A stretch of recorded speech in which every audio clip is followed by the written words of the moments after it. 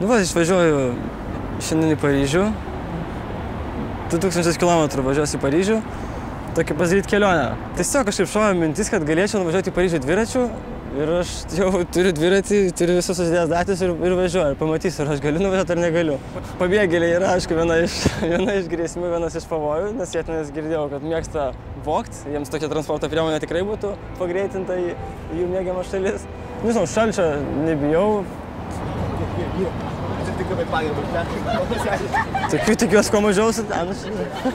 Iš draugų, iš tokių pažįstamų, tai sako, o, kaip faina, jėga, jo, tokia nuomonė. Kai pasakiau, močiutei pasakiau, sako, o, ne, Simonai, tik tu negalvok, čia rimtai važiuoti, tik tu negalvok. Jau atsisveikinant, sakau, nu tai va, tai aš jau penktadienį išvažiuoju.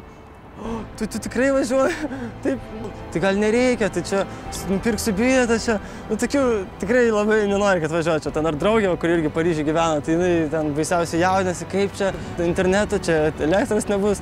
Bet sakau, pažįstami tai visi, o, čia cool, kaip faina, kokia idėja. Nu, jie taip kažkaip nesusimąsto, nepagalvoja. Kiti sako, o, tai čia turbūt kokią savaitę važiuos. Nu, sakau, tu gali čia stovės stotelį autobuso laukti, važiuos fūrai ir partrenk. Nu, čia toksai, nu, tau turės kažkas atsitikti, nu ir atsitiks, nepadės tą kelionę. Tokių kaip tikslų stengiuosi daug nesidėlioti, nei maršrutą nesusidėliojęs, nei į dieną kiek nuvažiuosiu, kur nakvosiu, nieko šito nesiruošiu, nes nežiūrėjau. Manau, bus įdomiau taip improvizuoti, ekspromtu. Jo, turiu vieną tokį pasižadėjimą, tokį kaip palinkėjimą savo, tai nevalgyti saldumynų. Arba kuo mažiau jų valgyti. Ta prasme, valgyti kuo mažiau saldainių, šokoladų, cukraus apskritai. Tokį kaip pasidaryti savo išsivalymą nuo to. Nėra neįmanomų svajonių, yra tik ribotas suvokimas, kas yra įmanoma. Varom!